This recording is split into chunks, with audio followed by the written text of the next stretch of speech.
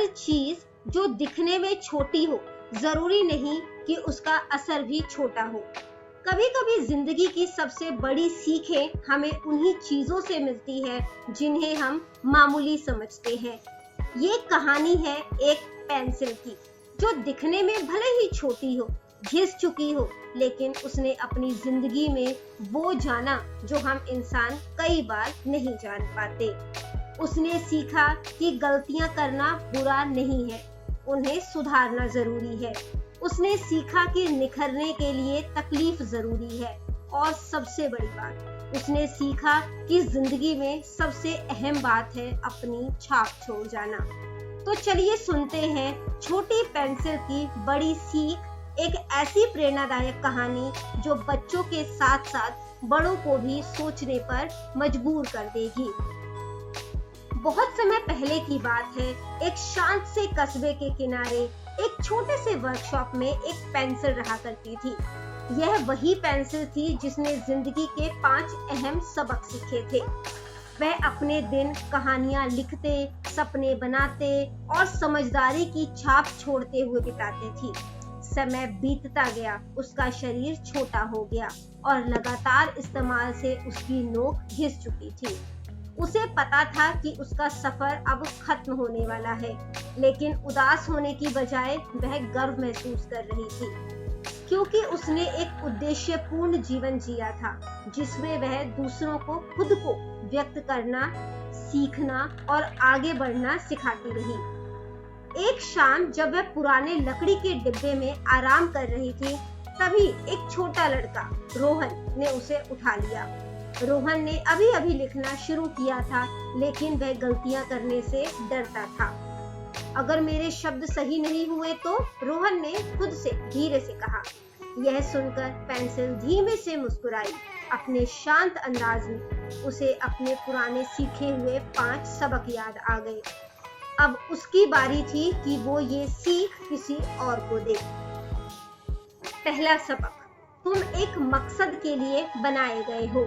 Pencil ने जैसे फुसफुसा कर कहा, डरो मत छोटे दोस्त, शुरू करो। हर महान लेखक और सोचने वाला कभी एक साधारण रेखा से ही शुरू हुआ था। तुम्हारा मकसद बिल्कुल परफेक्ट होना नहीं है, बल्कि अपने अंदर जो कुछ है उसे बाहर लाना है। सबक दूसरा, गलतियां सुधारी जा सकती है। रोहन डर रहा था कि कहीं वो कोई बड़ी गलती ना करे। पेंसिल ने उसे समझाया, देखो मेरी दूसरी तरफ एक रबड़ है जिससे गलती मिटाई जा सकती है। असली बात यह है कि तुम रुकना मत, बस चलते रहो। तीसरा सबक, निखरने के लिए तकलीफ जरूरी है। जब रोहन लिख रहा था, उसने देखा कि पेंसिल की नोक धीमी हो गई है। उसने शार्पनर उठाया, लेकिन थोड़ी झिझक के साथ।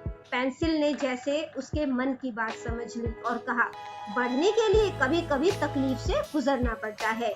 यह प्रक्रिया असहज लग सकती है, लेकिन यही तुम्हें पहले से बेहतर और मजबूत बनाती है। जैसे मुझे तेज किया जाता है ताकि मैं फिर से साफ साफ लिख सकूं, वैसे ही जिंदगी की चुनौतियां तुम्हें संवारती है। इनसे घबराओ मत, यही तुम्हें वो इंसान बनाती है जो बनने के लिए तुम आए हो। चौथा सबक, तुम्हारी असली कीमत तुम्हारे अंदर है। रोहन ने पेंसिल को हाथ में पकड़ा और समझा कि इसकी असली अहमियत इसके आकार या लंबाई में नहीं थी, बल्कि उसमें थी जो यह लिख सकती थी। पेंसिल ने कहा, मेरे जैसे ही तुम्हारी अहमियत इस बात में नहीं है कि तुम कैसे दिखते हो या लोग तुम्हें कैसे देखते हैं, बल्कि इस बात में है कि तुम्हारे अंदर क्या है। तुम्हारा दिल, तुम्हारे विचार और वो असर जो तुम दूसरों पर छोड़ते हो। पांचवा सबक, अपनी छाप छोड़ो।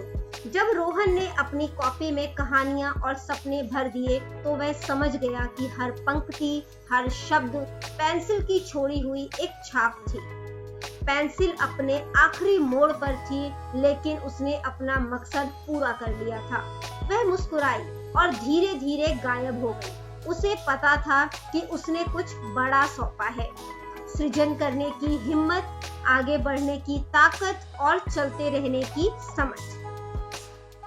देखो, जैसे पेंसिल अपने पीछे एक छाप छोड़ती है, वैसे ही तुम्हारी जिंदगी भी किसी न किसी रूप में एक निशान छोड़ने के लिए बनी है।